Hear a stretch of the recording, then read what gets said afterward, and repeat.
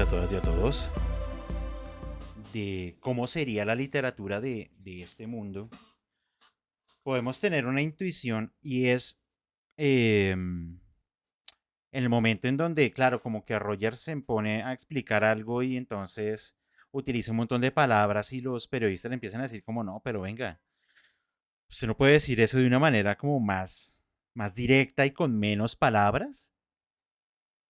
Eso me parece que ya es un indicio muy fuerte de llegar y decir, pues, hombre, si en una comunicación oral están pidiendo que las personas sean lo más económicas en términos de palabras, pues la literatura sería una actividad que prácticamente no tendría ningún sentido en el mundo de la novela. Porque pues ante todo la literatura son construcción de palabras, entonces pues uno diría, no, pues libros que uno diga libros, sería muy complicado. Además que, claro, todavía no tenemos como más información de este mundo como para empezar a proyectarlo, porque, claro, eh, algo que me pareció curiosísimo de la novela fue todo lo que le gasta el autor a hacer la reflexión acerca del restaurante y de la comida. O sea, porque entonces lo termina convirtiendo en un problema así supremamente detallado, porque entonces hacen toda la reflexión y realmente, claro, uno, o sea, yo cuando lo estaba leyendo, yo sentía como que el paralelo que estaba planteando el autor era que era como si fuera, como si a mí me tocara ir al baño en público, ¿no? Entonces, todas las maneras de expresar del comer eran un paralelo. O sea, era como, no, no, pero eso no se puede hacer en público, porque no, que, ¿cómo es eso que la digestión haciéndola en frente de otras personas? Y yo decía como, pero le gasta bastante a esta situación en la novela. Y yo decía como, muy curioso, o sea, yo no sé si el hombre realmente estará construyendo efectivamente una situación de humor me parece divertida, pero pues no tanto, eh, pero sí, eso es como esmerarse en hacer pensar que un poco lo que señalaba Andrei, como que uno dice, pues eso difícilmente cambiaría. Y el autor como que en la novela el planteamiento es, yo voy a llevar como al máximo esas posibilidades de cambio, de decir, ¿qué pasaría si los restaurantes como los conocemos desaparecen y efectivamente el comer se vuelve una cuestión puramente privada? Una cuestión puramente casi que individual de todos los seres y de todos los sujetos. Más pensando que, que la proyección era que el mundo está por el orden de los 10.000 millones, que esa fue otra apuesta que, pues aunque se descachó por 2.000 millones, pero no es tan distante, o sea, como que proyectó un mundo lleno de gente, pero muy aislados, que eso también se refleja en otro momento que es cuando están caminando por la calle y no hay casi gente. Entonces uno se pregunta, ¿dónde está la gente? O sea, eso es una pregunta que uno se queda como, si hay tanta gente en el mundo, ¿dónde está la gente? Claro, ya nos había dicho en los anteriores capítulos que Barranquilla está del orden de 1 millón, creo que era lo que había dicho de número. Pero igual como que uno le empieza a quedar como esa inquietud de toda esa gente, ¿dónde estará guardada? Edna Jimena nos había dicho, los controles remotos antes éramos los hijos, lo cual es cierto. Gina nos comenta, lo de la comida para mí fue un símbolo claro de la involución en ciertos aspectos de la humanidad. En el medioevo se defecaba en la calle para que cada cierto tiempo pasaran a recoger los desechos en una carreta y se acostumbraba a comer dentro de las casas. ¿Cierto? Sí, me parece que estoy de acuerdo con esa apreciación, Gina. No existe la poesía en ese país. En ese futuro se le cumplió el deseo a muchos filósofos reconocidos. Sí, desaparece el elemento poético y literario. A mí eso me recordó como en inglés los americanos que cada vez reducen las palabras para decir algo. Cierto, también que hay lenguas que apuestan muy fuerte por la economía del lenguaje. Eh, Creo que particularmente en el español es difícil y por eso la apuesta del autor, por ejemplo, de reducir los nombres de los personajes, bueno, de las personas en este mundo, ¿no? O sea, que no se llaman un nombre y un apellido, sino una letra, punto y otras dos letras. Porque efectivamente hacer esa reducción del lenguaje en español no es para nada fácil. O sea, uno ¿cuál sería ese ejercicio de reductor de lenguaje en español tal que, un poco lo que plantea en la novela, quieren hablar menos para intentar comunicar las mismas ideas y entre las personas es llamarse JBA y, o sea, que además uno dice como, ¿eso cómo funcionaría? O sea, eso realmente cómo funcionaría, eso sería un poco complicado. Claro, en español también hay maneras, pero me parece que es todavía complicado porque de hecho estamos viviendo una época en donde en el español, de hecho, se están multiplicando las expresiones por todos los cambios sociales que se están dando. Eso es una cosa muy particular e interesante. Que claro, José Antonio hace 100 años no lo hubiera imaginado. Pero bueno, ahí vamos. El número de personas se redujo por la crisis del 2000. Que luego nos toca ir hablando un poco de esa crisis del año 2000, efectivamente. Y bueno, por acá Alexander tenía la mano levantada, salió, volvió y por aquí anda de nuevo, ¿cierto? Hola, sí, hola a todas, hola a todos, Diego, Hola. André y Nayarit, bueno, ¿cómo están? No, pues sí, es que me desconecté un momentico, pero pues con ganas de aportar algo que me llama mucha la atención en estos capítulos que me parece que son densos, sí, que hay mucha información, especialmente implícita, que me parece que como son diálogos la mayoría de los capítulos, me parece que en esas explicaciones que dan todo está como muy condensado, es como bien rico en significados. Y voy a tratar de recogerlo, como de sintetizarlo un poco en relación a la visión moderna que se tiene en la novela, ¿sí? De la modernidad. Porque digamos que está muy en boga en la época en que él la escribió, ¿no? En los años 20 y que constituye, digamos, nuestra visión de mundo prácticamente, ¿no? Como latinoamericanos, como prácticamente, digamos que es una visión global del mundo, la modernidad, ¿sí? Es algo serio digamos, podemos tomar desde el descubrimiento de América, según algunos autores. Eh, y entonces, la visión de la modernidad está constituida especialmente por la razón científica, ¿sí? Entonces, esta razón científica nos dice que la racionalidad viene de Europa, ¿no? Entonces, Europa es el centro de todo y nosotros como latinoamericanos, por ejemplo, debemos seguir esos modelos europeos, digamos, para ser civilizados, ¿sí? Entonces, ¿qué pasa con la modernidad? Ahí, por ejemplo, Marcela nos habló de que ciertas prácticas como comer en público estaban relacionadas con la barbarie, ¿no? Sí. Entonces, digamos que esa actitud irrelevante también me parece que tiene que ver con la falta de conciencia histórica, ¿sí? Yo pienso que el protagonista Rogers, que sí es bien particular que tenga un nombre gringo siendo barranquillero, él no puede argumentar, o sea, no puede, digamos que, resistirse a esos argumentos que dan en el futuro porque él estuvo dormido, digamos, 200 años, ¿sí? Entonces no tiene una conciencia histórica, ¿sí? Entonces, digamos, esa es su gran debilidad a la hora de decir, venga, pero ¿por qué esto? Entonces él dice, no, pero es que usted tiene, pues sí, puede tener razón porque es que yo no tengo argumentos. Claro, no los tiene, no los puede tener porque me parece que en parte en esos diálogos hay como una especie de mensaje implícito y es algo relacionado con la conciencia histórica, ¿no? Que para que, digamos, en el futuro como que pareciera que hay una especie de lavado de cerebro referente a eso, a la conciencia histórica, ¿no? Entonces esa modernidad, sí, esa razón científica, digamos, hace que sea particular la revolución que hubo en el año 2000 porque dicen que todo cambió, que era un mundo nuevo, un mundo diferente, ¿sí? Y resulta que hubo, hasta anarquía hubo. Uno dice, güey, madre, hubo anarquía, hubo revoluciones, eso mejor dicho, sí, eso hicieron hasta para vender. Pues, y si hubo anarquía, uno dice, venga, si hubo anarquía, uno dice, ¿por qué volvieron a esa visión moderna?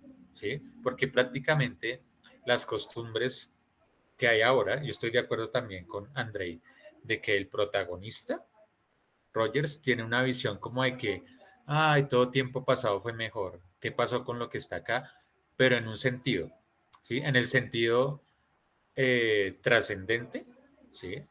En el sentido metafísico y moral de las cosas, más no en el material, digamos que práctico de los avances científicos que, porque él dice algo así como que como que una falta de, digamos, de equilibrio entre la parte, digamos, de los avances, digamos, en cuanto digamos, a lo material, ¿sí? A lo científico y a lo moral. Hay una desproporción. Esto quiere decir que el man dice, bueno, listo, ahí se está cumpliendo digamos que lo que se espera de la modernidad, ¿sí? En cuanto a lo físico, lo material, los avances tecnológicos, pero lo moral, algo está pasando con lo moral, con lo metafísico, ¿sí? Como que las buenas costumbres de la modernidad se están perdiendo ahí, ¿cierto? Digamos, por ejemplo, la visión romántica de la mujer, ¿no? El amor romántico. El amor romántico se está perdiendo y él ve todo eso como algo negativo, ¿no? Y creo que eso también tiene que ver, pues eso lo dejo a la discusión un poco, que la modernidad también tiene una visión globalizante del mundo, ¿sí? Como universal, por tanto, no es diversa, ¿sí? No hay digamos, lo múltiple no hace parte de la modernidad, ¿sí? Lo que pasa en la modernidad es que todo lo que tiene que ver con la barbarie se excluye, ¿sí? Desde la conquista se ha excluido todo lo que no tiene que ver con la civilización, ¿sí? Con lo europeo, elitista, burgués, ¿sí? Él mismo habla en un momento de las artes que se están perdiendo, bueno, un poco de cosas que tienen que ver con la belleza, ¿sí? La mujer es bella porque se deja cortejar, ese tipo de cosas.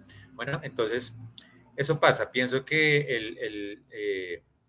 en conclusión, pienso que ese hecho de que él se llame Rogers tiene que ver mucho con la negación y el encubrimiento de la cultura barranquillera, de la cultura costeña, en toda su diversidad, su complejidad, ¿sí? Tiene que ver con que la cultura popular, las resistencias populares, todo ese tipo de cosas que pudo existir en una revolución, en una anarquía, ¿sí? Y que la anarquía rescata mucho eso. La anarquía rescata mucho lo otro, ¿sí?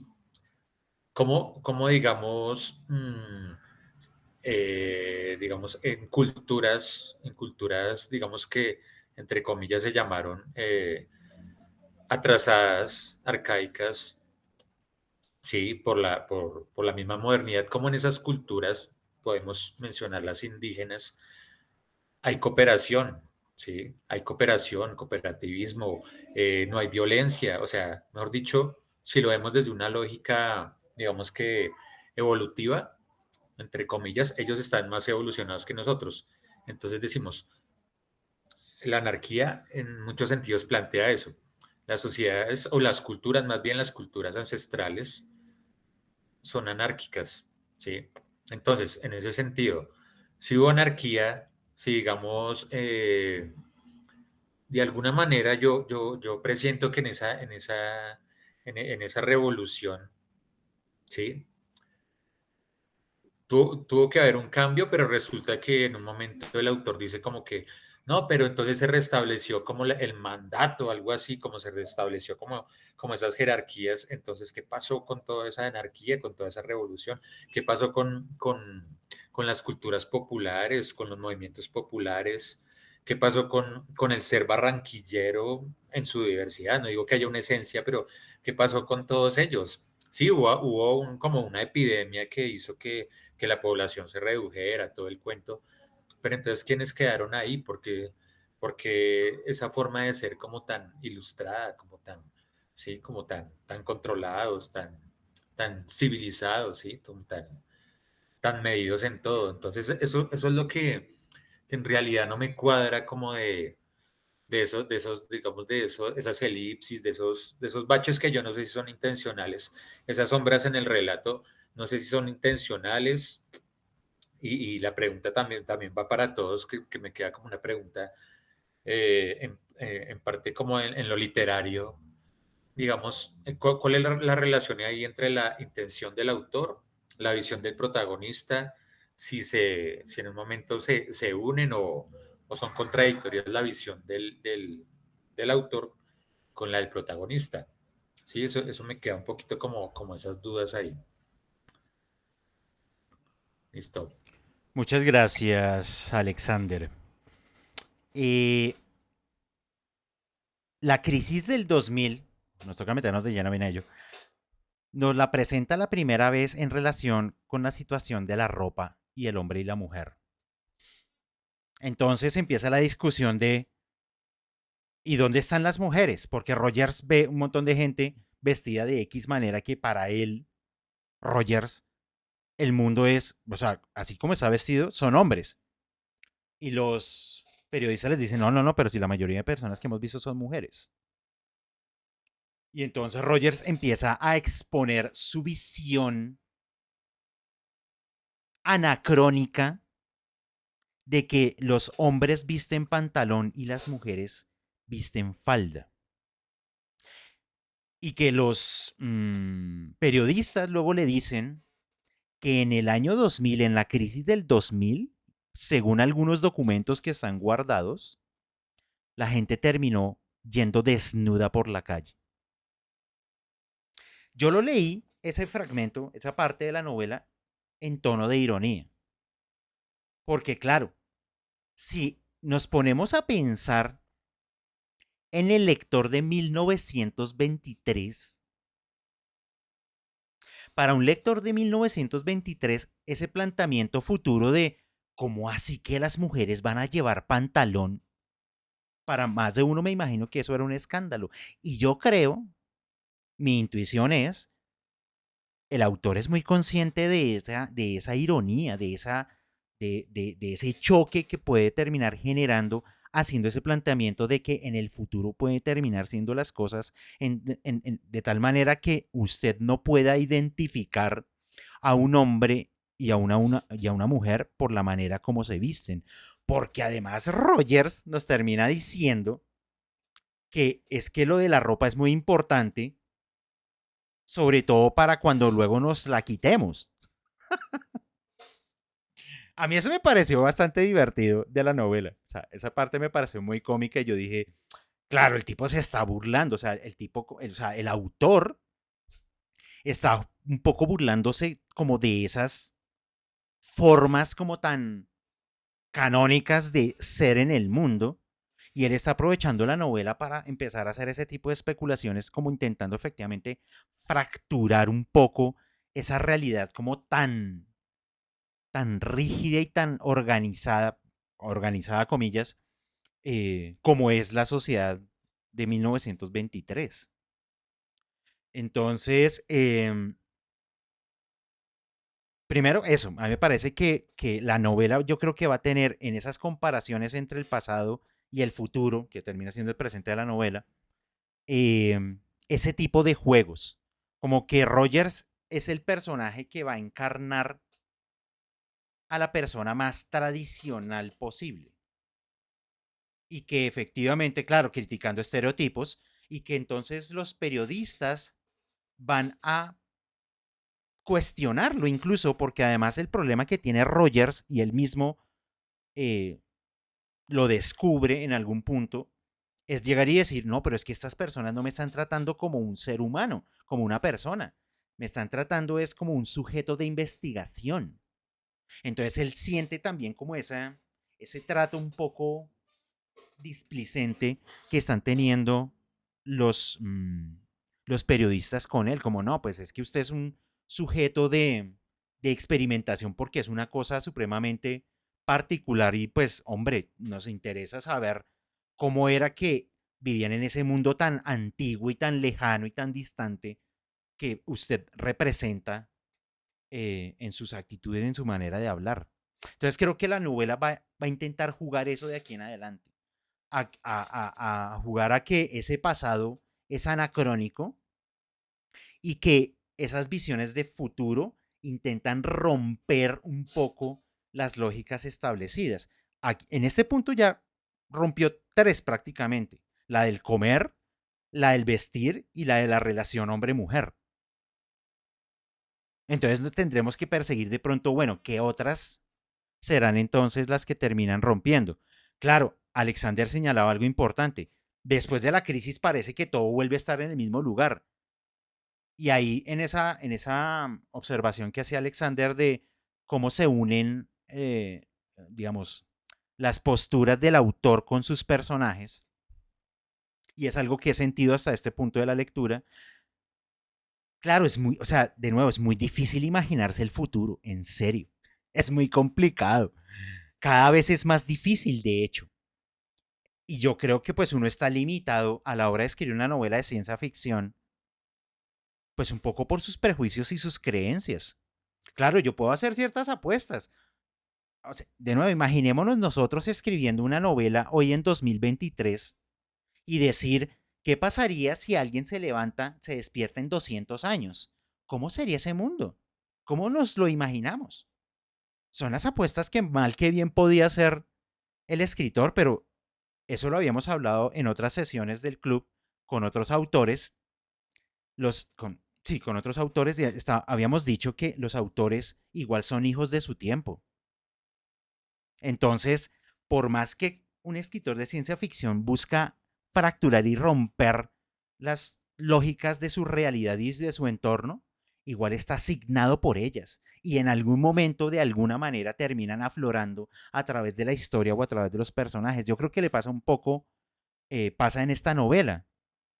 Ese futuro, aunque está rompiendo con ciertas cosas, igual sigue teniendo un orden y una organización porque es muy difícil imaginárselo de otra manera. Claro, hoy en día nosotros en 2023 tenemos otras herramientas para poder pensar ese futuro de otras maneras. Nayarit lo decía hace un rato que eso de los mapas y las fronteras es una propuesta interesante que hoy en 2023 todavía no se ha podido. O sea, en 2023 las fronteras siguen siendo y son supremamente importantes. Entonces podríamos llegar y pensar, oye, ¿qué pasaría si dentro de 200 años efectivamente las fronteras desaparecen? Pero ya nos tocaría pensar ya no con 10.000 millones de habitantes, porque hoy estamos en 8.000. Tocaría como que duplicarlo, triplicarlo. No, sería un mundo de 30.000 millones de personas sin fronteras. Bueno, son apuestas que también toca ir mirando hasta qué punto se pueden lograr y desarrollar en la literatura. Pero bueno, hay bastantes manos levantadas y eso me anima, entonces le voy a dar la palabra a Frank. Frank, lo escuchamos. En estos capítulos hay entonces ya tres conflictos, como lo han dicho, el del año 2000, el del comunismo y el de las explosiones desconocidas. Y se desarrollan esos tres conflictos, ¿no? Cada uno con sus versiones, como dicen, anacrónicas. Em, pues a mí me parece que desvirtuar la exactitud del tiempo, pues es lo que permite hablar de doblarlo al cuadrado y multiplicarlo por la masa, y decir que es lo mismo que el espacio. O sea, es una, es relativo. Entonces, mm, carece de importancia. De hecho, más adelante cuando habla de los viajes por el espacio, dice eso es una utopía. Sí, o sea, hay como, hay como un desprendimiento del tiempo en ese sentido. Y ahora, bueno, en cuanto a las tres crisis, el desarrollo de la primera, de la crisis que, que ocurrió digamos, en el pasado, bueno, en el primer pasado, es el comunismo, ¿no? Entonces, hay un comunismo que decae y, y da lugar a o no, digamos, es más bien el de la democracia, ¿no? Entonces, hay una democracia, ¿cierto? Y una clase alta, que le llama delegatarios o delegantes, algo así. Una clase alta se apodera del poder, se apodera del trabajo de todos a través del uso del dinero, ¿sí? y todo el mundo deja de trabajar o no le importa nada de lo que sucede porque, digamos, esa clase desaparece, la clase superior deja de aportar al resto de la sociedad y los otros hacen lo mismo, entonces como que... Y la otra crisis es al revés, o sea, desaparecen los obreros porque imperan las máquinas y la gente pues entonces dice hagámosle la vida fácil no solamente al obrero, sino a todo el mundo. Entonces hay un virtuosismo, digámoslo así, inmerso en ambas versiones en el trabajo. Em, y entonces, cuando él dice, lo cual al final dice, pues no es cierto, ¿no? Que es lo curioso, que, porque en la tercera crisis dice es la capacidad de destrucción, lo que promueve el avance. Y entonces él va tirando como detalles ahí, dice, es que las explosiones de esos carros o de esos vehículos o de esos ruidos acabaron con todas las especies. Y después cuando habla de los muertos, no, es que lo importante no es revivir a los muertos, sino mantener la vida, ¿sí? Ser solidarios. Entonces uno empieza a pensar y después dice, no, es que lo mejor es la energía atómica y que no es explosiva. O sea, yo no conozco nada más explosivo que lo atómico. Entonces es, es como una serie ni más tóxico, que no hay solución, parece tóxico todavía, de hecho. Y por ahí dijeron en la clase pasada, no, no es. Y nada más egoísta, porque si la distribución es peor que la del petróleo, es la de las fuentes de esos recursos. Es decir, para 10.000 millones es imposible que todos tengamos plantas nucleares. Por eso se armaron ejércitos, cada uno con su planta. Es decir, ese cuento de que la puede tener Irán y la India es como grave en estos momentos. O Corea del Norte, ¿no? O sea, es horrible. Y Rusia, pues, bueno, ya sabemos cómo nos ha llevado también eso. Bueno, entonces esas tres crisis, em, eh, digamos que la última crisis es la crisis del poder de destrucción. Yo diría, no está tanto ligado a lo político como las dos primeras crisis que mencioné, la de las clases sociales, sino como la del poder de destrucción. Y yo creo que él pone el ejemplo también de cómo revivir no es importante revivir a los muertos, sino alargar la vida, ¿sí? Eh, no es importante llegar a Marte, sino ver eso como una utopía y más bien como concentrarse en las cosas que están ahora amenazando el mundo, como esas armas, ¿no? Entonces hay un juego ahí con las armas y los poderes que es muy interesante en esa otra, en esa. Entonces él juega con esas tres crisis, me parece, eso es lo interesante. Bueno, gracias. Muchas gracias, Frank. Estaba buscando aquí en la novela, pero no lo encuentro, que ese problema del año 2000 en donde la máquina reemplaza al humano en términos laborales, con un planeta de 10.000 millones de habitantes, eso genera efectivamente una crisis profunda en la sociedad. En donde además, pero es que no lo encuentro, donde afirma que entonces la gente se terminó dedicando, era como al ocio y a la autocomplacencia. Entonces, yo me ponía a pensar como, o sea, esta es una novela de 1923, donde no existían las comodidades y las tecnologías que tenemos hoy en día y que en parte yo me sentí reflejado en ese punto. Llegaría a decir como, oiga, sí, es que hoy en día, primero, es muy difícil conseguir trabajo en ciertas áreas y como que todo lo que nos rodea tecnológico está en pro como de algo así llamar mejorar nuestra calidad de vida, pero realmente es muchas veces como un consumo ocioso de un montón de cosas. Entonces yo decía como, aquí si el autor me parece que fue bien visionario como en llegar y hacer esa proyección, ¿no? Claro, y además él está diciendo que uno de los problemas era que como la gente ya no trabajaba en una lógica pues muy del trabajo, gracias Andrei, pues entonces la gente igual ya tampoco iba a tener dinero para poder consumir lo que las máquinas hacían. O sea, se vuelve toda una crisis económica finalmente, ¿no? O sea, como las máquinas le quitan el trabajo a los humanos y los humanos ya no tienen plata para consumir lo que se hace en las máquinas, entonces, ¿qué pasa? Nos reventamos. La sociedad se revienta. La sociedad no puede aguantar ese tipo de lógica. Entonces, terminan planteando que, pues, efectivamente eso es la crisis que lo llama, que fue la revuelta del hambre, ¿no? Que era la rebelión del hombre contra la máquina. Casi muy opuesto a como ciertas ciencias ficciones nos venden todavía la crisis, que la crisis es la máquina contra el humano, o sea, todavía la estamos viviendo, ¿no? Que las inteligencias artificiales nos van a acabar y nos van a destruir y todo ese tipo de cosas. Este autor dio el siguiente paso y dijo, no, va a ser el hombre contra la máquina. El hombre luchando por intentar recuperar los espacios que ha perdido porque la máquina se los ha ganado. O sea, toda una pelea, una batalla campal a nivel macro, ¿no?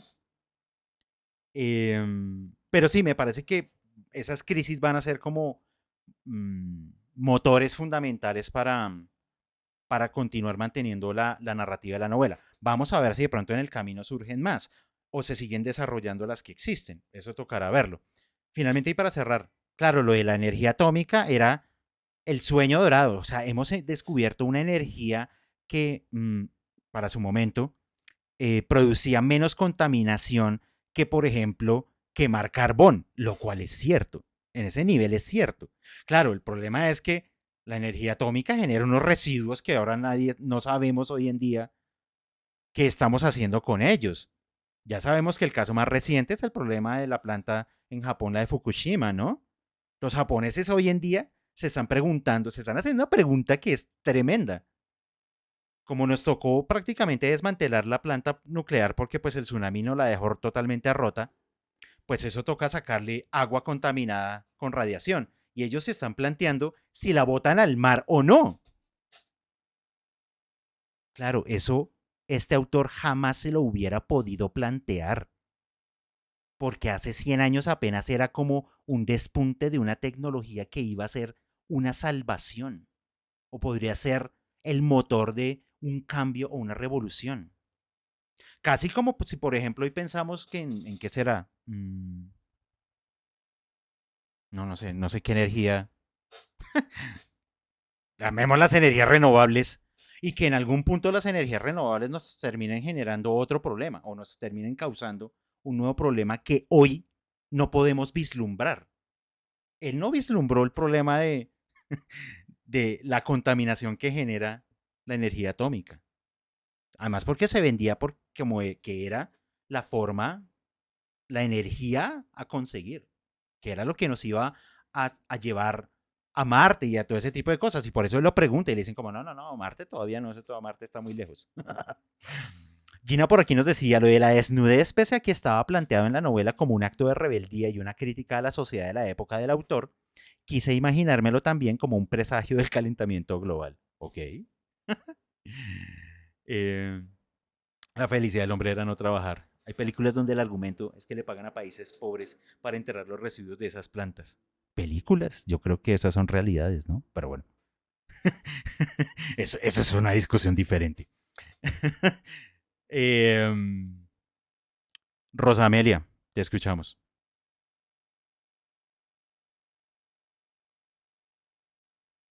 Hola. Hola. Ya está lejos de lo que iba a hablar. Pero bueno. No, escuchando todo lo demás que seguí escuchando. Estaba pensando como en todos los temas que toca, que puede llegar a tocar, si hasta aquí ha tocado tantos temas. em, Pienso que es más como o sea, no lo estoy viendo tanto como una novela. em, lo estoy pensando es como una, no sé, una crítica, como hay muchas críticas, claro. Pero la ciencia ficción, de hecho, pues, tiene que ver con eso, em, con una forma de criticar. em, pero me pone a pensar la visión que él tiene, o sea, digo yo, o sea, pasa por estos temas y no sé si va a volver a ellos, el tema de la equidad de géneros o de los límites que se borran no solo en lo geográfico, sino también en la cuestión de los géneros, por ejemplo. Em, como, como hasta dónde, si los va a retomar, siento que los toca, mejor yo estoy viendo una dificultad, me costó trabajo leerla. Puede ser porque estaba cansada, pero tiene que ver con varias cosas, con que, creo yo, con que toca temas y siento que como que los toca tan desde arriba. O sea, esta situación que él pone con los avionetas, me imagino es como si él estuviera viendo todo desde arriba, como desde tan arriba que, que me cuesta, que me cuesta acercarme a las situaciones como de un personaje. Entonces lo veo todo como una cuestión muy grande, como una descripción social muy grande y como una gran preocupación y pienso, y Diego hace rato está hablando de 1923 y creo que es 1932, pero bueno, son 10 años. Y pienso que él como periodista debe tener una visión y una cantidad de información que en ese momento la mayoría de gente no tenía, ¿no? Que todos estos temas que él pone ahí deben tener que ver o tienen que ver con su tarea de periodista. Entonces recoge una cantidad de preocupaciones. Mejor dicho, el mundo está a 7 años de una guerra, de la Segunda Guerra Mundial, ¿no? Em, hay una, pensaba también en el asunto del apellido y pensaba cuántas empresas gringas había en Barranquilla para la época, en un momento en que Barranquilla se industrializaba, digamos, no se abría, más que industrializarse, no, se abría al mundo, ¿no? Y era en parte como esa sensación que el autor pudiera tener, como ese miedo de lo que pudiera, o miedo o visión, no sé si era miedo, de lo que pudiera venirse con esa apertura al mundo, ¿no? Pues las bananeras, esta situación que se relata, que se relata tanto sobre las bananeras, pues hacía 4 años había pasado, si no estoy mal. Entonces, hay una cantidad de temas en la cabeza del autor que a mí me agotan. O sea, creo, claro, se siente esa urgencia, pero a mí como lectora me agotan bastante. Y, y pensé, por ejemplo, también, aparte de para dónde me va a llevar, no sé cuántos capítulos son, Diego, pero vamos en el sexto y vamos en una cantidad de temas que además dice uno, pues me tocan porque tienen que ver, porque en muchos le ha dado le ha pegado al perro, le ha dado en el punto con el asunto de la tecnología, con el asunto de la forma de vestir, de las luchas que continúan, pero claro, él también desde su visión de periodista y desde el conocimiento de la historia, em, hace esa progresión y aparte con la información que tiene, como esa progresión a ver hasta dónde lo lleva y lo lleva a los mismos puntos que él ya conoce, que son por los que ha pasado la humanidad antes. Entonces, como decía ahora rato, no sé si Alex, no sé, mm, mm, uno no entiende si es una visión esperanzadora o desesperanzada. No sé, uno no entiende bien cuál es la visión o la posición del autor.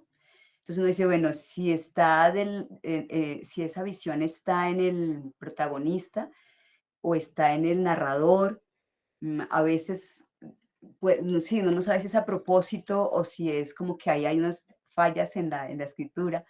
Pero bueno, y sí me divierten esas fallas también, pero pienso que como decía Diego, es como una forma de humor rara para mí, debe ser por lo anacrónica, ¿no? entiendo que trata de ser humor y eso me divierte porque digo, como decía alguien ahora rato también, cómo nos verán y cómo nos leerán desde otra época el humor, que el humor de este momento. De hecho, para mí comunicarme acerca del humor con mi hijo ya es bastante difícil, porque claro, su idea de humor es muy distinta y pienso que sí va hacia la simplicidad. Y esa es otra de las críticas que hace el autor, ¿no? Es el mundo al paso que va, vamos a hacer solo pequeños símbolos guturales, ¿no? Los que nos identifiquen y pues no es tan amplio el espectro vocal como para que nos podamos identificar tantas personas, con cada una con un símbolo distinto, ¿no? Con un sonido distinto. Entonces, bueno, me deja un poco como estresada el asunto de tantos temas. Mm, me remite, por ejemplo, es que hay muchas cosas, mientras los escuchaba se me ocurrieron muchas cosas. Pensé en ese cuento que leímos, uno de los cuentos de Angélica Gorodischer, del volver a la oscuridad, ¿no? De esa civilización, de ese planeta en el que se volvía a la oscuridad. O sea, como que se avanzó y se avanzó tanto que se encontraron con una pared los hizo retroceder al punto de que su comodidad máxima y su felicidad máxima era como vivir en la oscuridad. Entonces, mm, claro, esta idea de que la ciencia, mejor dicho, pienso que aquí también está el tema del límite de la ciencia. No sé si él lo tiene claro como la ciencia, siendo que esto es ciencia ficción, y él trata de basarse en temas muy científicos y con nombre, ha investigó lo que más pudo, lo que su época le permitió acerca de todos los temas que puso ahí y de los posibles avances que habrían para ese momento, para el momento en que despierta el médico. Em, él entiende que la ciencia tiene un límite y que ese es el límite de la ciencia lo que le pone límite a la evolución del hombre. Para mí eso es extraño, pues porque es como si redujéramos solo al conocimiento el asunto del ser humano. O sea, si el conocimiento no avanza, el ser humano tampoco avanza. O sea, me dejó pensando como en eso. Porque bueno, pues, para mí no es así, obviamente, pues creo que ya en otros momentos del Club de Lectura ya le había dicho, no, el conocimiento no tiene límites y yo creo que la evolución del hombre no. Entonces me parece como que ahí difiero en esa visión de él, digamos, o no sé si es una visión de él o si luego se irá a ampliar y llegará a otro punto. Em, Me pareció extraño como el asunto de que se simplificara tanto el lenguaje, la emoción, pero hay emociones. Estos personajes sienten repugnancia, estos periodistas, por ejemplo, y los médicos que van a ver este descubrimiento que es Rogers, em, sienten rechazo, o sea, hay como emociones, pero sin embargo se habla de que se ha simplificado tanto que el arte no existe, y entiendo que el arte no existe porque ya no, las emociones no tienen ninguna importancia, ¿no? Entonces por eso me parece extraño la repugnancia, o sea, como que se le dé lugar a la repugnancia, al rechazo, sí, como me pareció extraño eso también. Pero bueno, es que como siento la crítica constante, por ejemplo, este asunto de las palabras y de los nombres, siento que es como una crítica a la crítica literaria, por ejemplo. Em, eh, que aparte de las otras críticas sociales, está muy presente esa crítica al cómo él se expresa, por ejemplo, que no sé si existía, pero pues seguramente pasó porque así, sí, cada época tiene sus críticos, siempre y cuando haya que criticar habrá críticos, entonces por eso creo que puede ser haber ahí como una crítica como una especie de postura frente a esos críticos hipotéticos que tuviera como escritor. Bueno, ya estoy está muy largo y bueno, ahorita que me acuerde de más cosas, les cuento. Gracias, Rosamelia. El narrador está desde el punto de vista de Rogers y es lógico.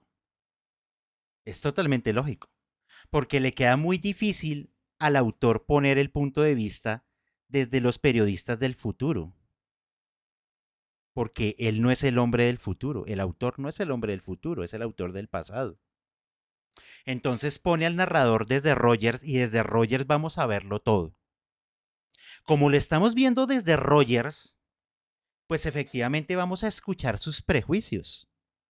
Es la manera de ver de Rogers desde como vamos a ver, como vamos a entender a 1932, y perdónenme que dije muchas veces 1923, pero sí era 1932. Así vamos a ver a 1932 a través de los ojos de Rogers. Y desde los ojos de Rogers, mientras que habla con los periodistas, es que vamos a ver el futuro. Entonces, claro, ahí va a haber un montón de prejuicios. Tienen que haberlos. Era lo que yo les señalaba hace un momento. El autor está limitado por su realidad. Por más que el autor quiera desprenderse de su realidad e intentar apostar por construir un futuro a 200 años, está atado a su realidad y lo vamos a escuchar hablando de unas maneras muy particulares y dando unas opiniones muy particulares en sus personajes. Eso es inevitable de todas maneras. Entonces, a mí no me sorprende todavía por eso. Y claro, algo que señalaba Rosamelia como de esa sensación que le está generando la novela, pasa que en este club de lectura ya hemos leído como gente diametralmente opuesta en la ciencia ficción. Es decir, hemos leído los cuentos de Ted Chiang, hemos leído a Bradbury, leímos al mismo Frankenstein de Mary Shelley. Y claro, hay ciertas formas de ciencia ficción supremamente elaboradas. Ted Chiang y Stanislav Lem, que son dos autores que ya hemos revisado en este club de lectura, son autores de ciencia ficción que a ellos les interesa ese detalle más mínimo y explorarlo y desarrollarlo de una manera científica hacia la ciencia ficción supremamente minucioso. Nosotros nos sentimos, y creo yo, o sea, al menos es mi parecer, que este autor sea de esos, de la minucia. Quiere hacer es un poco más planteamientos generales acerca de unos cambios a 200 años. Y ya. Y como que ir manteniendo, ir sosteniendo la narrativa de alguna manera. La excusa que tiene para sostener la historia hasta este punto son los atentados. Es los atentados los que nos tienen como, bueno, sí, estamos averiguando que entonces su cápsula apareció a propósito de unos posibles atentados y que entonces ya en uno de los capítulos que leímos para hoy nos dijo, es posible que ya estén encontrando quiénes son los causantes de los atentados. Ese es el sostén de la novela, que uno lo siente frágil, porque pues claro, yo siento que el autor escribió esta novela para darle garrote a su realidad, para llegar y decir, mi realidad es supremamente aburrida. Y yo quiero intentar hacer una apuesta de una realidad que es diferente, que va a tener propuestas novedosas en relación a lo que somos. Claro, pero además uno de los temas preferidos para la ciencia ficción es el fin del conocimiento o el tope máximo del conocimiento. Claro, llegamos, una marimonda. Sí. La ciencia ficción plantea muchas veces que el humano va a llegar a un tope de conocimiento que ya no lo va a dejar pasar y que después de ahí, ¿qué hacemos? Claro, como no hemos llegado a ciertos niveles, como por ejemplo los viajes interplanetarios y este tipo de cosas, pues nosotros al menos todavía tenemos la esperanza de que en algún momento suceda, ¿no?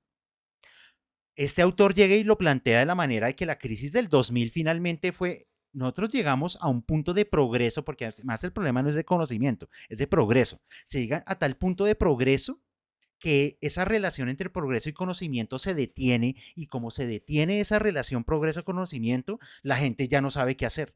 Queda como totalmente vacía de un interés social, digamos. Claro, obviamente este autor no está tocando cosas culturales, sociales, de otro orden, sino está planteando que una posibilidad de avance social es el avance del progreso en el conocimiento y en el conocimiento tecnológico. Y él dice, en la crisis del 2000 fue que eso llegó a un tope y de ahí no pasamos. Y como que al no pasar, la gente perdió interés en conocer y en comprender lo que le aparecía. Pero vean que yo cuando leí ese apartado, yo sentí un poco que estamos en eso. O sea, los progresos tecnológicos hoy muy pocos los comprendemos, porque son supremamente complejos, además.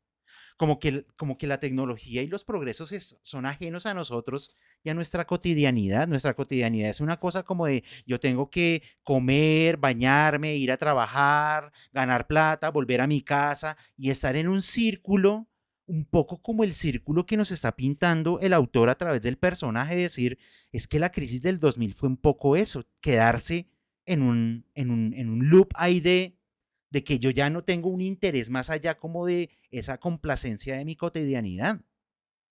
Y eso me parece interesante como crítica y como planteamiento de la novela hecho hace 100 años. Claro, ya sé por qué pensaba en el 23, porque estamos en el 23. O sea, yo sigo redondeando que son 100 años, pero no son 90. eh, ese planteamiento me parece que es interesante porque es también como un poco cuestionarnos a nosotros mismos. Y además, pasa algo con esta novela. Pues es que es una novela de ciencia ficción colombiana. O sea, ¿cuántos autores colombianos de ciencia ficción hemos leído en este club de lectura? Si no pocos, ninguno. Y como que sentir, bueno, sí pocos en términos de cuentos, sí, pero en novela como que encontremos una novela colombiana publicada hace 90 años de ciencia ficción que nos esté interpelando de esa manera. Yo creo que un poco lo que decía Rosamelia, claro, eso agobia bastante porque nos pone a pensarnos en nuestra realidad inmediata. O sea, no es como la novela de ciencia ficción hecha en Estados Unidos que pues nos genera otro tipo de planteamientos y otro acercamiento con la ciencia ficción. Acá nos está interpelando a nosotros de la manera más directa posible y eso lo hace una novela supremamente interesante. Que claro, que como que uno siente que le falta desarrollo en ciertas ideas. Calma, calma porque vamos en el capítulo 6. Son 15 capítulos los que tiene esta novela y no es muy larga, ustedes lo saben. Pero todavía tiene espacio suficiente para mirar a ver para dónde nos lleva. ¿Cuál va a ser el desarrollo de esas problemáticas que está planteando en este punto? ¿Será que pondrá otras diferentes? ¿Será que definitivamente va a terminar desarrollando esas ideas? Porque ya, digamos, el final de la novela lo empezamos a prever. En el capítulo 6, si mal no estoy, entre el 5 y el 6, nos han dicho de Rogers que tiene un problema. No va a sobrevivir. Va a vivir muy poco tiempo porque se está desgastando físicamente. Lo de la criogenia lo dejó maltrecho y él sabe, además porque se lo dijo el doctor, como usted vivir mucho no va a vivir. O sea, no es como que usted va a vivir aquí 100 años entre nosotros. No, no, no, no. Usted está aquí casi como un espectador para que vea qué fue lo que pasó con el mundo y fallece. Esa es la expectativa que tiene el personaje principal de su propia vida. Entonces, en ese límite de vida, de decir, tengo poco tiempo, pues básicamente lo que va a intentar es mostrarnos cómo es ese mundo en 2132. Vamos a ver, vamos a ver. Andrei, lo escuchamos. Discúlpame, Ay, Diego, yo llevo la sí, mano levantada hace rato, discúlpame, de tranquila. verdad, que pues yo soy costeña, mi mamá era de Barranquilla y yo personalmente estoy fascinada con la novela, fascinada. No soy del tipo de personas que me gusta la literatura de ciencia ficción, sino más histórica. Mi formación profesional es socióloga, entonces creo que por eso tengo un sesgo. Y habiendo sido y soy de origen barranquillero y viví, aunque nací aquí, pero viví algún tiempo en mi infancia allá en Barranquilla, con respecto a lo que mencionaban de los apellidos, no podemos olvidar que Barranquilla fue el ingreso de muchos apellidos. Allá hay unas casas que todavía se mantienen de 100 y 120 años a pesar del crecimiento que en este momento ha tenido Barranquilla, ¿no?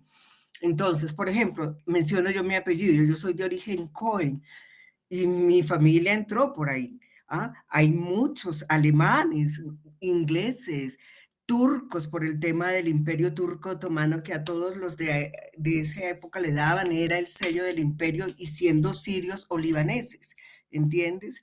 Entonces, a mí me parece que este autor es de admirar,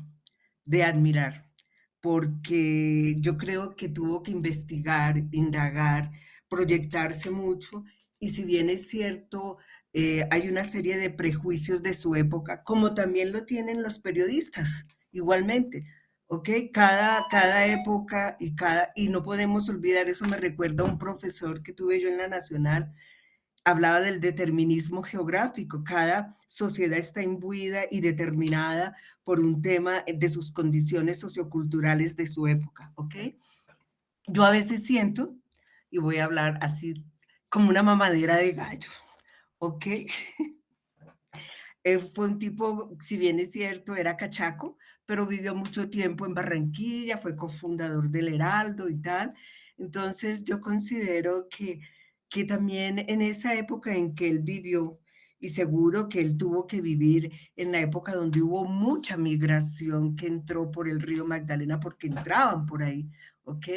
Entonces, yo considero que es una novela que nos lleva a reflexionar, ni a decir qué es bueno o qué es malo, sino es un tema de una realidad y cada cual va sacando sus prejuicios, sus ventajas, sus cosas, pero a mí personalmente me impactó mucho el tema que habla del capítulo, en el capítulo sexto, voy a leerlo textualmente, dice, habla, se inventaron nuevos aparatos mecánicos como cooperadores de la vida humana, se concedía el confort y la facilidad de los transportes una importancia primordial, pero, pero el espíritu, la concepción de los principios fundamentales, la moral, la metafísica, las ciencias especulativas habían sufrido una alteración que no era proporcional.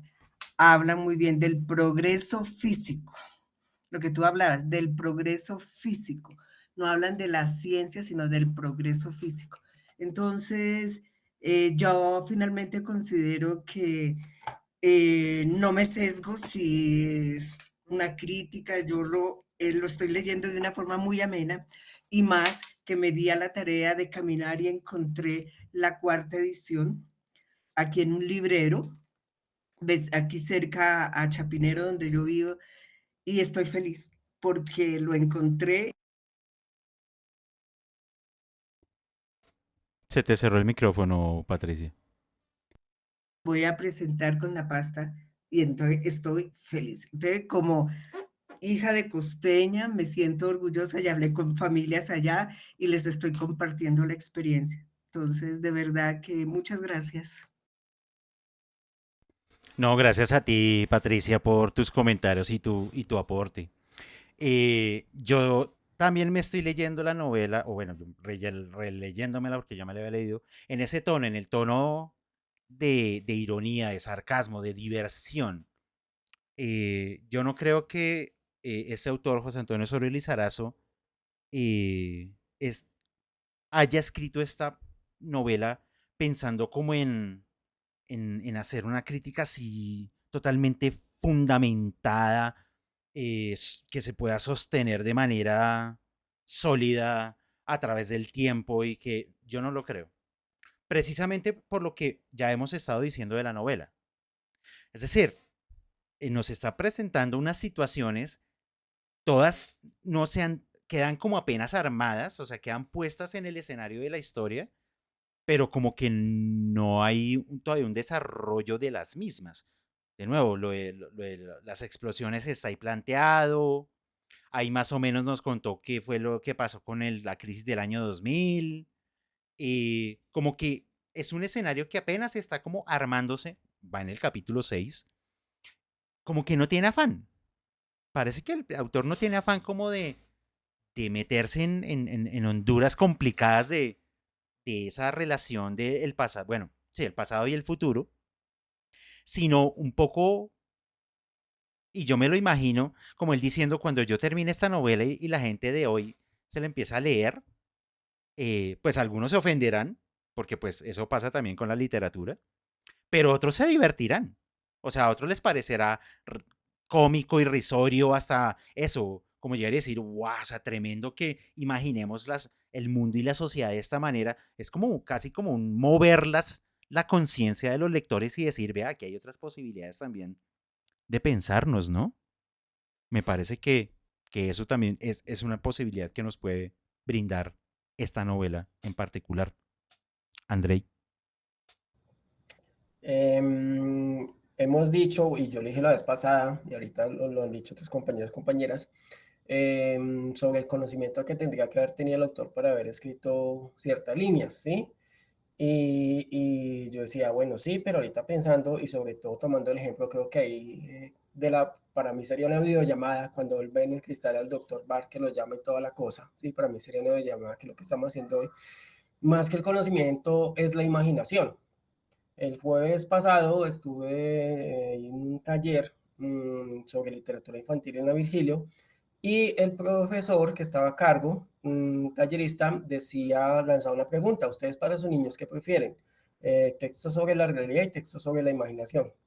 Era el único hombre, el único papá, de resto eran todas mamás. Todas dijeron la realidad. Yo decía, no, la imaginación. Es decir, ¿qué leemos nosotros de adultos? O sea, no creo que los que estemos acá, todos o todas, lean 100% crónica. Leemos ficción, eso es imaginación. Entonces, ¿por qué a los niños les vamos a cortar? Entonces, más que eso, sería lo que digo, decía ahorita, es llevar al límite como este argumento, ¿sí? Entonces, ahí estás volando la imaginación.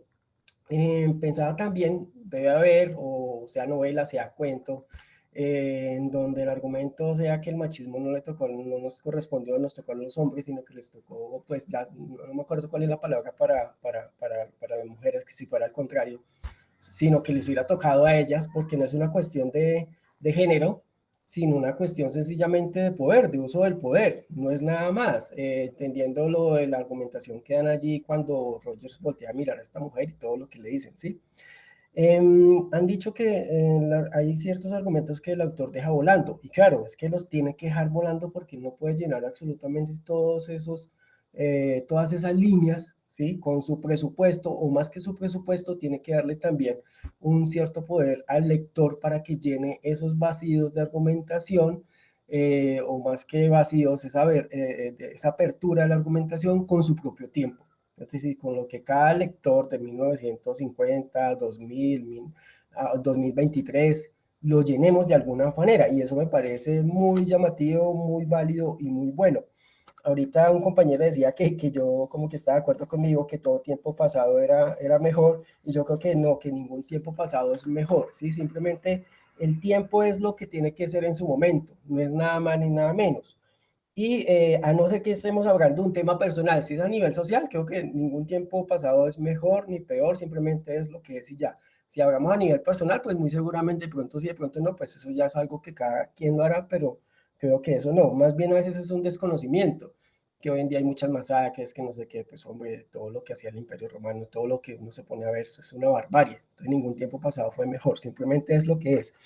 Y eso de la evolución me suena mucho a utopía, sencillamente porque ese término evolución a veces cuando es usado así tan arbitrariamente o de cualquier manera, me suena muy feo, me suena muy mal. Yo decía, esta vaina, la utopía puede ser cierta, debemos llegar allá o apuntarle a llegar allá porque nunca se va a llegar allá, pero ese tema de evolución me parece como sencillamente una utopía y que a veces puede caer muy mal, puede caer muy mal. Porque siempre hay un cambio. Por ejemplo, culturalmente antes las corridas era una cuestión cultural, la corrida de toros, hoy en día ya no lo es, ¿sí? Porque las generaciones sencillamente van cambiando. Edgar Morán decía algo muy chévere, y es que la simplicidad es la barbarie del conocimiento, entendiéndose acá esta simplicidad del lenguaje y todo lo que ya hemos hablado de alguna manera. Sencillamente, José Rogers, José es el autor, ¿no? O Rogers es José, y cuando creo que una de las preguntas que haría desaparecer siempre para los escritores, escritoras, autores, es cuando les dicen, este texto es autobiográfico. A mí me parece, hombre, eso es una falta de imaginación tremenda, o de verse, cuando cualquier persona escribe algo, todo texto, ciencia ficción, lo que sea, es autobiográfico. Sí, yo voy con esa tesis desde la misma postura, no porque haya pasado algo tal cual, sí, como crónica, sino la misma postura. O sea, quien lo está escribiendo, le impregna un ADN propio, una originalidad propia, y eso es autobiográfico, la manera en que ve el mundo, todo eso es autobiográfico ya de por sí. Ya han tocado mucho el tema de la desnudez, ¿sí? El nudismo y el naturalismo, si no estoy mal, nació en Francia, y eso fue por allá, con finales o comienzos, finales de 1800, comienzos de 1900. Entonces esto para la época de José, del autor, pues ya se había dado, ¿sí? Entonces no es una cuestión así novedosa. Y en algún momento pude participar de un grupo de naturalismo, me pareció muy chévere. Tuve que salirme luego ya por una cuestión allí de familia, porque yo estaba en la universidad, mi hermana mayor, mi hermana menor se le zafó, yo le conté a ella, entonces mi mamá se puso, mejor dicho, en Nuestra Señora, y yo bien jovencito, pues me tocó prometerle que no había grupo de naturalismo, pero me pareció una hermosura, porque nos reunimos en un apartamento en Chapinero en esa sesión, y quien la dirigía era un psicólogo, y éramos todos hombres, había una sola mujer como de 40 y pico años, yo tendría por ahí como 21 años en ese momento, y fue con un respeto, con una cosa que yo ese día dije: el cuerpo humano, trátese como se trate, véase como se vea, con gordos, altos, flacos, lo que sea, el cuerpo humano, hombre, mujer, es la cosa más bella que puede haber, ¿sí? Simplemente siempre nos han vendido unas ideas de cánones que se siguen cumpliendo, porque igual eso vende, ¿sí? De alguna manera eso vende, los trastornos venden, ¿sí?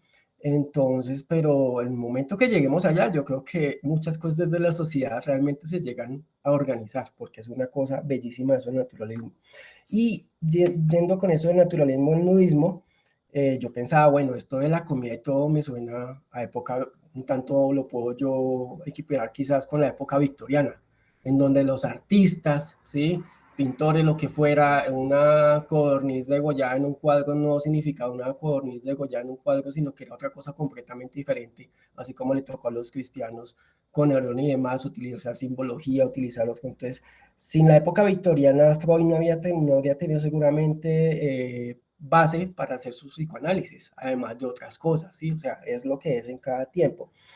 Esa teoría de que no hay un vacío en el espacio me parece supremamente buena, y falta ver en el futuro si se da o no se da, porque pues, en mi niñez habían 3 estados de la materia, hoy en día ya vamos por 4, ahí se está investigando quizás un quinto y todo lo demás. Entonces hay cosas que simplemente van cambiando y van a seguir, cambiando. Y hay algo que no lo he visto, que espero que lo vea, porque si no el autor me lo va a quedar debiendo. Ah, bueno, antes de eso, la crisis del 2000 me suena a Terminator, ¿sí? Que hecha en 1984. Y ahora sí, si el autor no lo saca, me lo va a quedar debiendo. Y yo digo, ¿dónde está Barranquilla?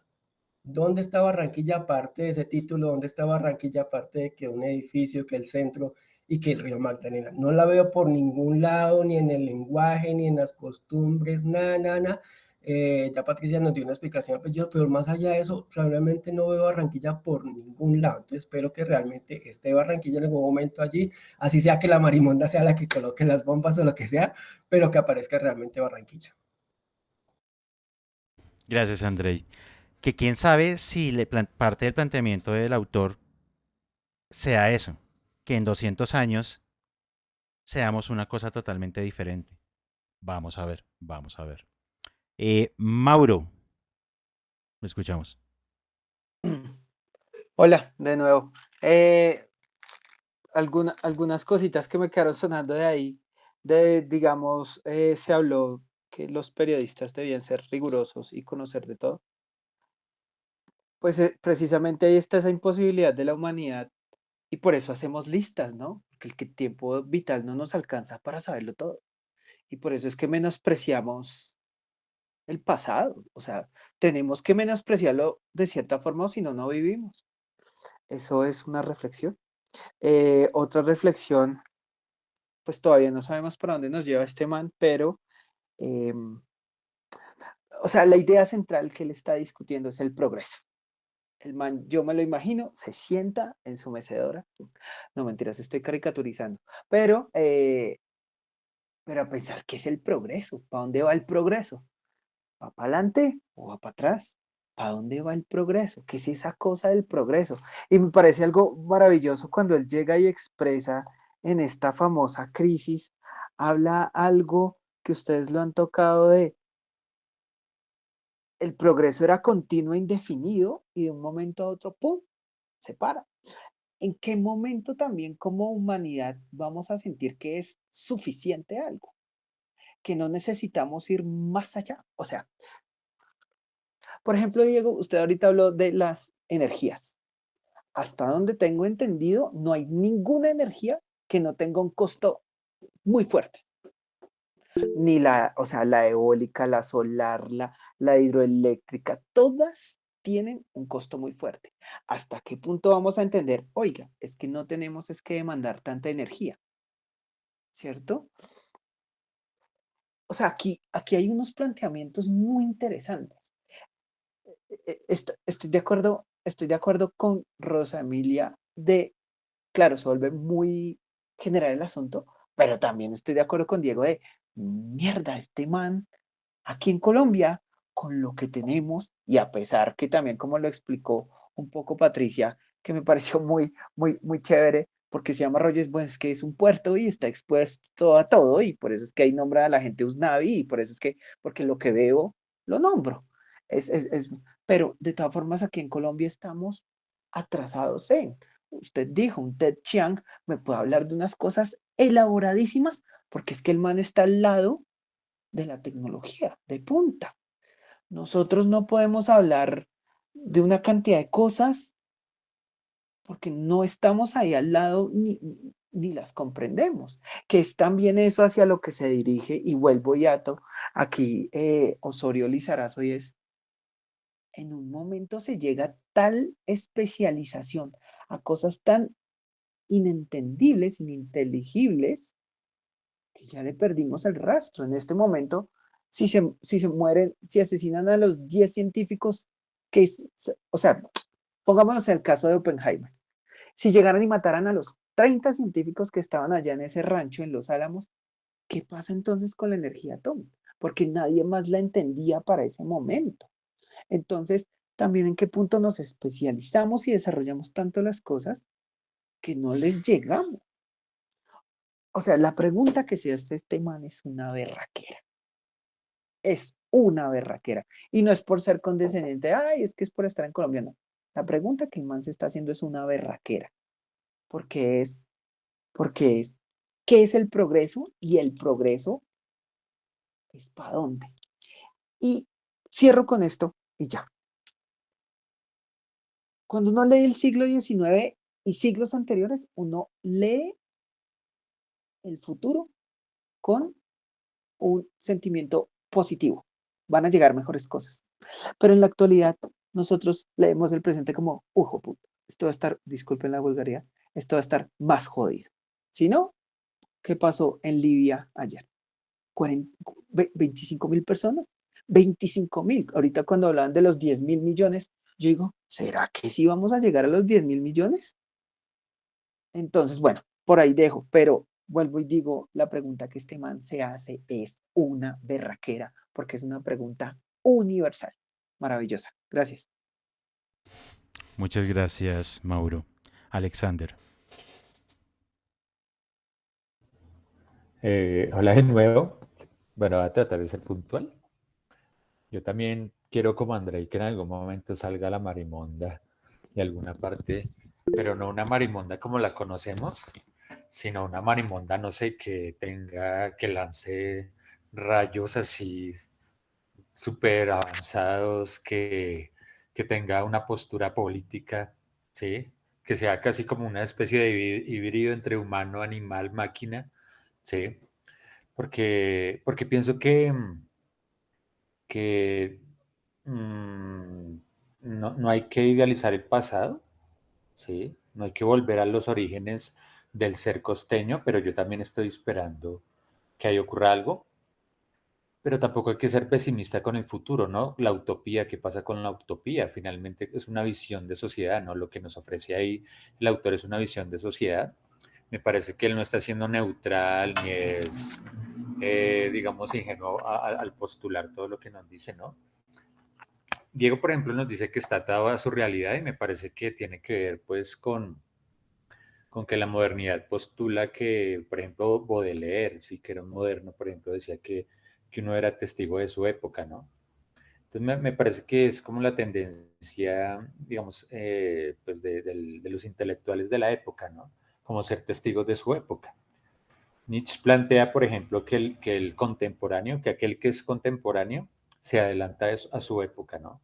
No se queda siendo testigo de su época, sino que da un salto y se adelanta, ¿no?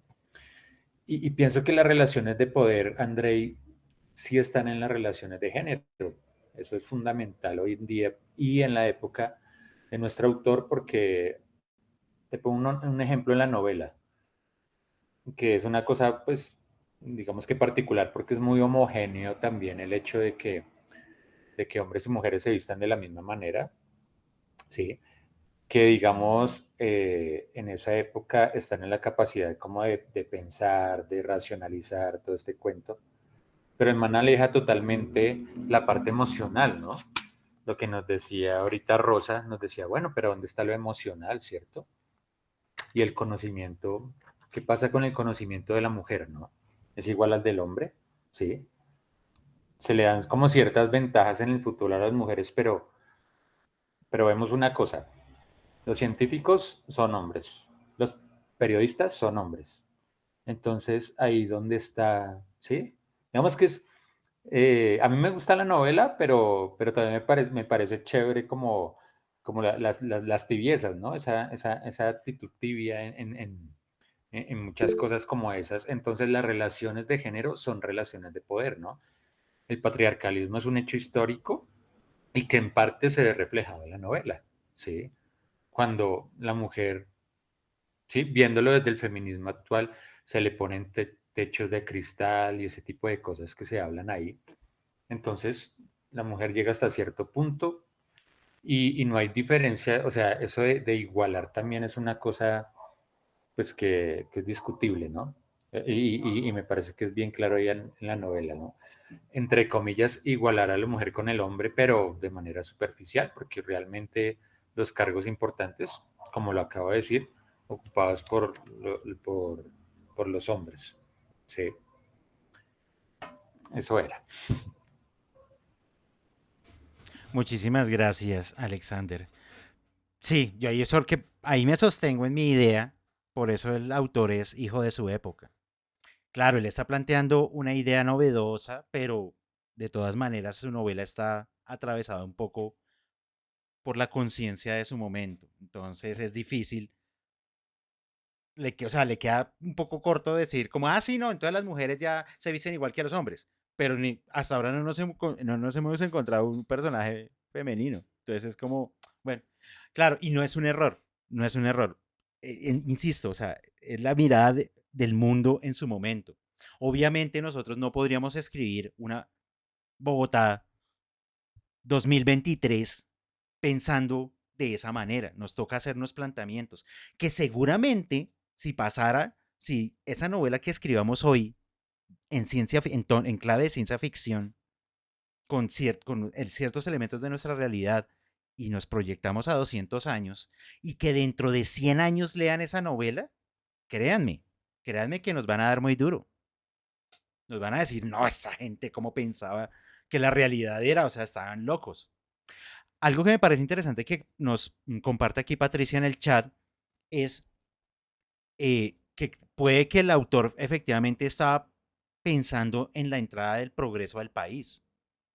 Y que claro, un poco pensando en como el planteamiento y la estructura de la novela de llegar y decir, pues, ¿qué será de una Barranquilla futurista en donde hayan edificios altos y ya no hayan carros en la calle, sino aterricen avionetas y que porque esa me gusta mucho, y que las calles estén solas y que haya silencio. Es una cosa como que me parece cómica. Pero claro, o sea, él está como diciendo ¿qué pasaría si Barranquilla, como un puerto principal del país, se llega a desarrollar a 200 años y termina siendo una metrópoli en todo el sentido cosmopolita que yo ya les había comentado hace 8 días? ¿Qué sería? ¿Qué pasaría? Yo creo que esa es también parte de la motivación de la escritura de la novela, llegar y decir, pensemos a esa ciudad ya desarrollada, futurista, como un puerto importante. ¿Por qué no? Puede ser, puede ser. El debate de género lo trata maravillosamente Úrsula Le Guin en La mano izquierda de la oscuridad, que es una lectura que nos debemos aquí en el Club de Lectura, definitivamente. Y Rosamelia.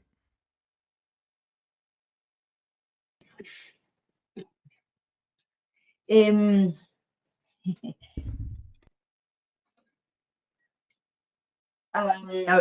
acerca de lo de la imaginación y la realidad. Cuando estaban hablando ahorita, ay, que ya se me olvidó, Mauro, ¿fue que dijo eso? Creo.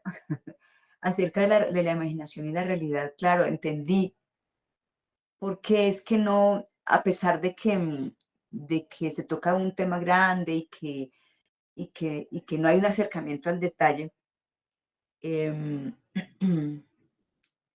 em, claro, está lo que estaba diciendo, creo que Mauro, acerca de llenar los vacíos, de que no se puede, además porque apenas se está empezando, pero pensaba yo que ese es el motivo por el motivo por el que yo no veo en realidad vacío, ¿cómo decirlo? Lo que pasa es que no puedo imaginar mucho porque realmente sí siento que está hablando de mi realidad, o sea, como que esta actualidad se parece mucho a la que él menciona, entonces, claro, desde el prejuicio, con un solo detalle que él me cuente, yo me hago el resto y digo, bueno, sí, estoy armando esa imaginación de él como mi realidad, ¿sí? Entonces, claro, yo no estoy imaginando, yo estoy viendo, no sé si me hago entender, pero creo que ese es el motivo por el que, o sea, por el que no veo, ¿cómo decir? Porque no veo vacíos, sino una realidad, vacíos intencionales del escritor, sino una realidad contada como desde muy lejos, para mi gusto. Como siempre será pues para mi gusto, para el gusto de nosotros o para la comprensión de cada uno de nosotros. Y pensaba también acerca de lo barranquillero, em, de por qué no se siente lo barranquillero, claro, hay una justificación ahí, y es que si se borran los límites, si el mundo se ha vuelto un solo país, una sola administración, digamos, un solo lugar para todos, pues claro, tiene sentido que, que los acentos, que todo se mezcle y se diluya y digamos, lo costeño ya no sea costeño, sino ahora lo escucho, o sea, como que voy leyendo y escucho mucho un tono bogotano. Claro, porque también porque desde mi prejuicio, como sé que es bogotano, aun cuando haya vivido en Barranquilla, inconscientemente estoy creyendo que él está ubicando como lo neutro en, en esta forma de hablar de los bogotanos, ¿sí? Y pienso, por ejemplo, cuando en México contratan actores colombianos y les dicen que tienen que hablar neutro, o sea, pero neutro es el acento mexicano. Pues claro, tiene todo el sentido porque pues, para ellos ese es el neutro.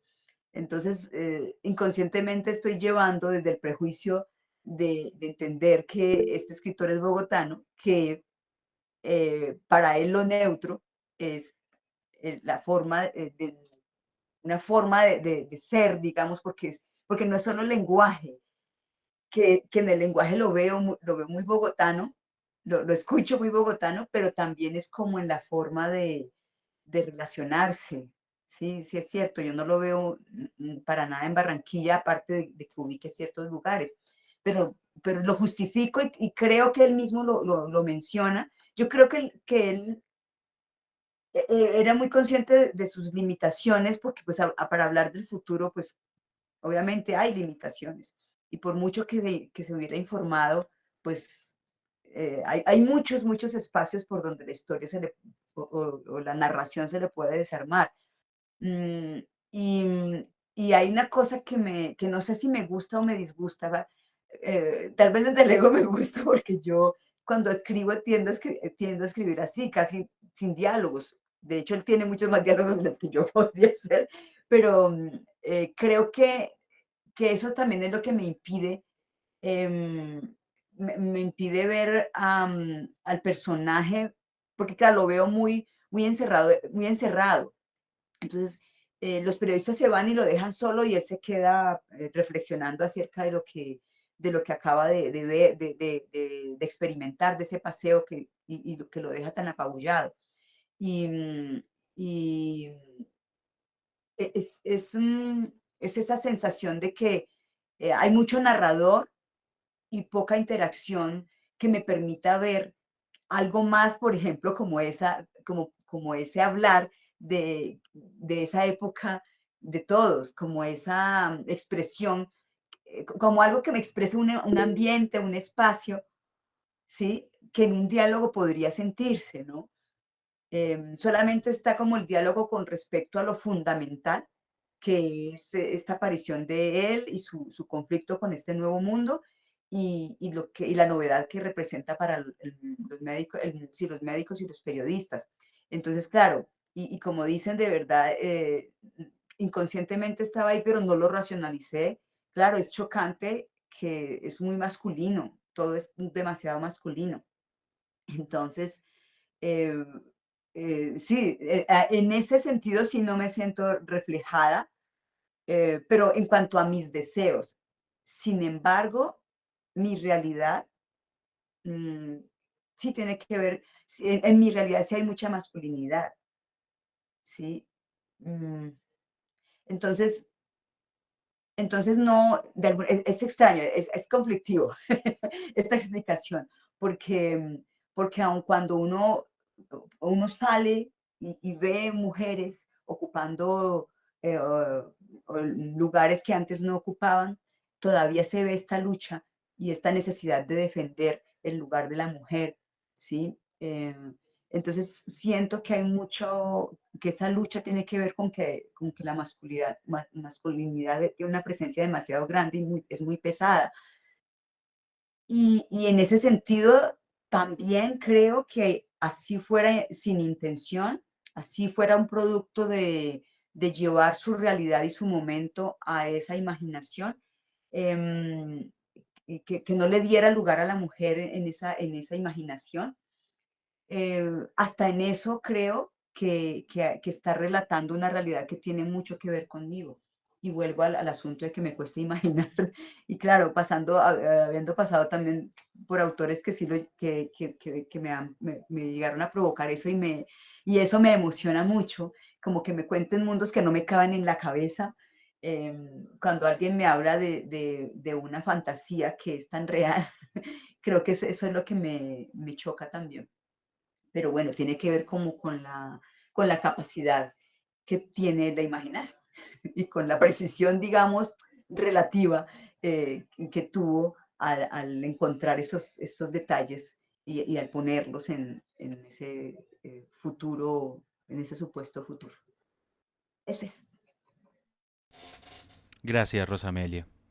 Y un detalle que quería señalar porque lo había comentado hace 8 días, esa Barranquilla que está construyendo del futuro es una Barranquilla cosmopolita. Y para mí es muy importante usar la palabra, es cosmopolita porque es eso, es como es una ciudad futuro genérica. Por eso él la compara y por eso él dice, no, es que los atentados también sucedieron en ciudades como Nueva York. Insisto, él está poniendo esa Barranquilla futurista al nivel de Nueva York, en términos de ciudad cosmopolita. Claro, al autor me parece que no le interesaba retratar la realidad de la Barranquilla de 1932. Por eso nadie habla costeño. Nadie. Ningún personaje habla costeño. Ninguno. Hasta ahora no. Yo no sé si aparecerán luego, pero hasta ahora ninguno.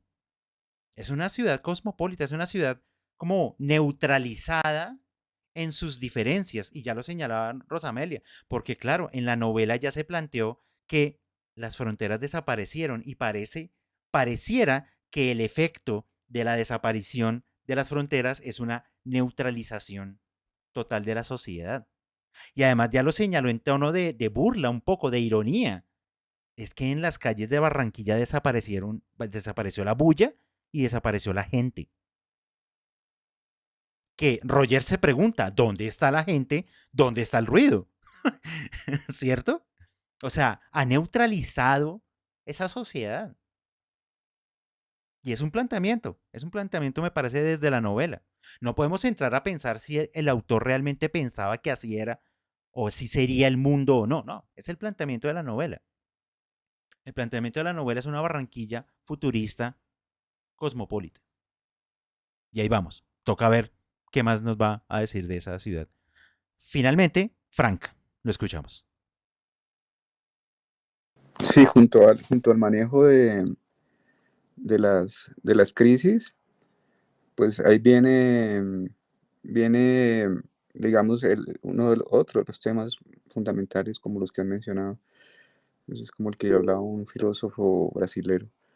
Y es que la humanidad hace esfuerzos tras las crisis y considera lo creativo no como una constante, sino como una solución. Entonces, a esas dos crisis, él pone un mundo ya en el futuro donde precisamente lo que lo mueve es esa solidaridad, ¿no? Algo que no nos imaginamos, que alguien todo el tiempo esté trabajando de forma solidaria y benevolente. O sea, para nosotros es impensable, ¿cierto? Pues, hablando otra vez de la crisis, ¿cómo la solucionaron los personajes? No me interesa el autor casi. Entonces, el personaje pues dice, no, pues yo era médico y vivía de la renta, entonces me criogenice, ¿sí? O sea, yo era de la élite, vivía de la renta, mis máquinas eran el dinero y pensé en mí y estando saludable me metí en una cápsula y me preservé para el futuro, ¿sí? Y la solución de los otros, y aquí también es no, pues en el futuro, como no hay obreros, entonces lo que hacemos es que les cambiamos el corazón a la gente por bombas que les irrigan. Ahora, piensen en esa humanidad que no tiene carne, sino un corazón, una máquina impulsándole toda su sangre por las venas. O sea, esto también es impensable, ¿no? Como pensar que alguien que esté saludable le dé por congelarse. O sea, dos soluciones impensables para un cuerpo. Entonces, en ese manejo del cuerpo, em, también hay una visión binaria, ¿no? Eh, no hace cuerpos de máquinas y no hace cuerpos de agua congelados o que se transformen, sino que mantiene lo binario, ¿no? Hombre y mujer, eh, lo que también es curioso, ¿no? O sea, y ahí crea las escalas, ¿no? En un mundo la mujer es idealizada por un mundo que, que la obliga a eso, ¿cierto? Y en otro mundo, por el contrario, eh, la mujer o lo binario desaparece y la fertilidad es manejada de forma arbitraria para controlar la población. Entonces ahora imagínense donde las parejas no decidan y las mujeres no decidan sobre su cuerpo, no porque el hombre lo quiere, sino porque el Estado decide. O sea, ahí están los dos extremos, ¿no? Esa insensibilidad hacia el cuerpo de la mujer de ambas crisis y cómo se solucionan con esfuerzos individualistas, ¿no? Entonces, dice entonces, no, pues entonces hay solidaridad con la mujer, pues porque no va a ser una esclava de un sinnúmero de hijos, ¿sí? Ni la pareja. Y entonces los va a criar de forma solidaria todo el núcleo ciudadano se llama, ¿no? Un núcleo ciudadano. Y por eso van a vivir en formas alejadas y si hay problemas de alimentos, pues hay unos aviones grandísimos que los transportan de un lado a otro, ¿sí? Entonces ahí soluciona de forma también solidaria la crisis alimentaria y, digamos, otro manejo del cuerpo es la desnudez y ese alimento, ¿no?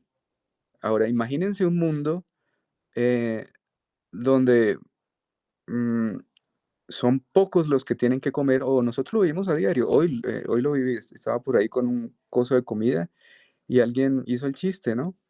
Ay, pero regáleme un poquito. Y uno dice, pero ¿por qué hace ese chiste? O sea, claro, coja, ¿cierto? Mira, aquí le doy, no, no, no, pero no, no quería pedirle. O sea, sí hay una necesidad, hay un hambre tenaz eh, eh, cuando unos pocos tienen esos recursos y el otro como que pasa enfrente comiéndoselo, ¿no? O sea, comiendo enfrente, como decimos acá, del que no tiene. Entonces, esa tenencia, ese poder sobre los cuerpos también pues es como solidario, ¿no? Pues no come enfrente de otra persona que no sabe pues si no ha llegado el avión, ¿cierto? Uno se pone en el lugar de los personajes, pues vaya y coma en la casa que ya el avión llega y es cuestión suya, es muy íntima, ¿no? Lo mismo, pues las ropas, es lo que está en público. Vamos a hacerlo lo más similar para que no hayan esas diferencias. Vamos a ser benévolos o buenos y no echar en cara lo que nos ponemos encima. Vamos a tratar de tapar esos cuerpos desnudos que de alguna forma en una de esas crisis nos dijeron que unos cuerpos eran más bonitos o feos. Bueno, en fin. Entonces hay una benevolencia ahí. Y todas esas crisis en los órdenes, él las pone de forma muy inteligente con el cuerpo, ¿no? Poco a poco. Y con el planeta. O sea, también conecta un punto del planeta que a mí es lo que más me ha sorprendido. O sea, conectar en esa época donde todo el mundo estaba acabando con el planeta y pensando en poder. Entonces yo, bueno, ahí hay como una sensibilidad, precisamente por lo que yo creo que es importante. Es decir, tener un corazón como máquina. ¿Sí? Hacer la pregunta, ¿es el esfuerzo después de las crisis lo que lo soluciona? ¿O es un esfuerzo constante por hacer el bien, por la benevolencia, por la solidaridad? ¿O o es por la familia, ¿sí? Por sacar adelante la familia? Que él dice, eso es como también como egoísta, ¿no? Porque hay unos que tienen más que otros y esos sufren más, entonces no, pues es el núcleo comunitario, ¿sí? El núcleo ciudadano. Em, y entonces, em, hay un tema ahí como espiritual, ¿no? Él lo toca muy brevemente y dice, es que la solución no, un equilibrio fisiológico tan exacto como el espiritual. Entonces queremos es una raza y ahí toca el tema, o sea, toca el tema, se anticipa al nazismo y dice, es que la solución también para este problema de orden espiritual es crear una sola raza que actúe en equilibrio. O sea, wow. O sea, aquí llega ya a unos temas súper sensibles del colonialismo, sobre todo en nuestra región, ¿cierto? Acostumbrada a la caña y luego al café y a las pieles tostadas que nos encanta poner en la publicidad cuando en otros lados se ven tan feas, ¿sí? Entonces, la cosa es ese equilibrio, él dice, en este mundo es una sola raza. ¿Mm? Y no es el tema, como lo diría Gaitán, de una sola, o sea, es delicado porque también lo decía Gaitán, es que es una sola raza colombiana. O sea, el tema de la raza y de hacerla como un solo espíritu se vuelve un tema interesante ahí en esa novela para la estabilidad que están buscando, ¿sí? Eh, es decir, a pesar de, es decir, no quieren depender más de las crisis para seguir avanzando. Es como una estabilidad ahí Se fueron. emocional, espiritual, ¿sí? Muchísimas gracias, Frank. Eh, este es como el primer tercio, sí, más o menos, de la novela. Y creo que la novela nos ha dejado hasta este punto varias inquietudes, sobre todo. Varias preguntas, varios vacíos, ante todo. Me parece que los vacíos aquí van a ser fundamentales para mirar a ver, porque nos toca seguir ese camino, qué tanto satisface el autor para ir hilando todas esas ideas que nos ha puesto en este punto. Hoy hemos discutido temas muy interesantes acerca de estos 3 capítulos, porque además solo fueron 3, pero le hemos exprimido esos 3 capítulos toda la información necesaria para mirar a ver de toda esa información ¿qué es lo que va a sostener el resto del relato? ¿Van a ser las crisis? ¿Van a ser los atentados? ¿Van a ser los elementos particulares que hemos mencionado el día de hoy? Lo de comida, lo de género, lo de vestir, lo de las calles, lo del vacío. O puede que ninguna, porque no sabemos. Toca mirar a ver, porque de nuevo, el escenario es un tipo que acaba de ser descongelado y que no va a vivir mucho tiempo. Es un viajero de paso, y de paso corto. Entonces, vamos a ver hacia dónde nos quiere llevar entonces el autor. Porque, si es como dijo Patricia hace un rato, de que puede que esta novela sea una mamadera de gallo, pues puede que ninguno de esos temas terminen siendo fundamentales para sostener la trama de la historia. Pero eso lo tendremos que averiguar en los siguientes encuentros. Para dentro de 8 días, damas y caballeros, entonces vamos a charlar, a comentar y a hablar los capítulos 7, 8 y 9. 7, 8 y 9. Y vamos a ver en esos 3 capítulos qué más información o qué más sucesos o qué más de Rogers vamos a poder averiguar y para dónde va la novela. Porque, como alguien lo dijo hoy, todavía no sabemos para dónde va la novela. Entonces, vamos a ver si ya más o menos en esos 3 capítulos podemos empezar a dilucidar hacia dónde va esa historia. Y recuérdenlo, muy importante, sin spoilers. 7, 8 y 9. 7, 8 y 9. Si alguien ya terminó de leer la novela, calma, tranquilo, y hablemos de esos 3 capítulos y ya lo demás lo vamos diciendo en los siguientes encuentros. Muchas gracias por participar en este espacio. Este espacio es de ustedes y para ustedes. Este espacio, como es de índole gratuito, recibe aportes por Patreon para las personas que puedan hacer sus aportes. Por ahí les he enviado un correo con esa información. Cualquier otra inquietud que tengan al respecto de apoyar este espacio, pues bienvenido. A mi correo o a través del WhatsApp me pueden contactar. Muchas gracias, espero que sigan disfrutando de la novela y esta lectura. Nos vemos dentro de 8 días a la misma hora por el mismo enlace. Gracias. Nos Hasta vemos. luego. Chao, chao.